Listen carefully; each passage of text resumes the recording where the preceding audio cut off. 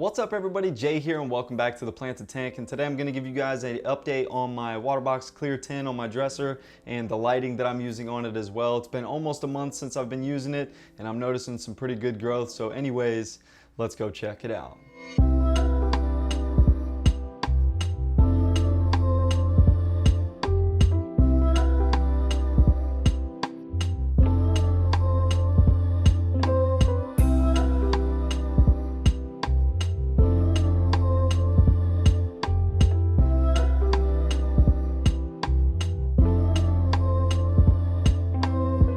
Okay, so if this is your first time seeing this tank, I'm just gonna go ahead and run through the entire plant list, tank, gravel, Aquasoil, everything I'm using on this tank. I'm gonna start with the filtration. I am using a Sunsun 602B canister filter. It is pretty small, but it cranks out a pretty good amount of flow. It does a phenomenal job of keeping this tank clean. Absolutely recommend that thing. I believe it's only like 25 or 30 bucks. It's been pretty reliable for me so far. I actually haven't even cleaned it since I set it up, so that just goes to show how effective this thing really is. Now for the heater, I am using a Fluval M-Series 50 watt heater.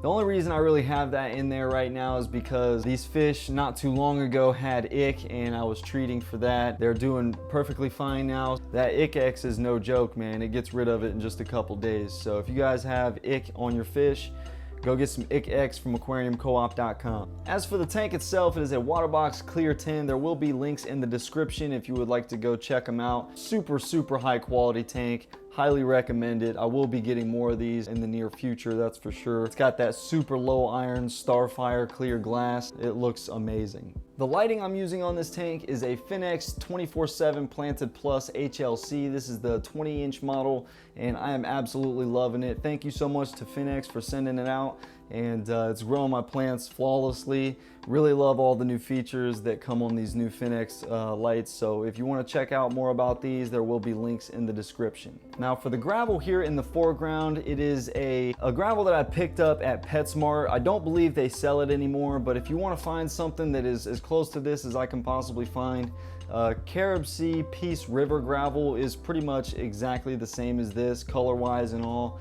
The only difference is that it is slightly smaller pebbles, which most people would probably like anyways, because some of these pieces of gravel are kind of big. But the stones in this tank are black lava rocks, and the driftwood is what they labeled as Pacific driftwood. I've seen it in other places called ironwood. The plant list for this tank is pretty simple. I have S. repens in the back right and front left corner. In the driftwood, I have a mix of Anubias Nana Petite and Bucephalandra wavy green, and then some Java moss there tied to the driftwood.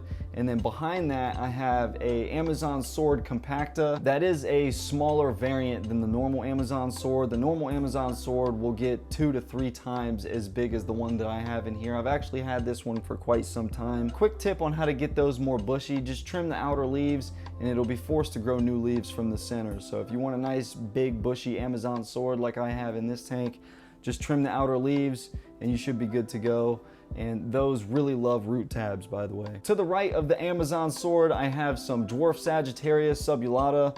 The actual name for that is just Sagittarius subulata. I got all of these plants from boostplant.com, by the way. If you were wondering, there will be a link in the description. That's pretty much it for the plant list, other than my floating plant, which is Amazon frogbit. That plant really doesn't like to have a whole lot of flow, so as you can see, the roots are being eaten off by my bladder snails, which are a pain in the butt. They're also chewing a bunch of holes in my Anubias and my Amazon swords. If you guys can, completely avoid bladder snails in your planted tank, because once they eat everything that there is to eat in the tank, then they turn to your plants. I didn't have this problem for like the first few months that I had these guys, but once they start reproducing and spitting out babies all over the place, they consume all the biofilm in the tank and algae and all that pretty quick. They're gonna turn to something else for a food source after that, so that's usually gonna be your plants. I am dosing this tank with a liquid fertilizer, though. I use Nelock G Thrive Complete All-in-One. I have no complaints. If you guys have Aquasoil in your tank that's been in there for a long time,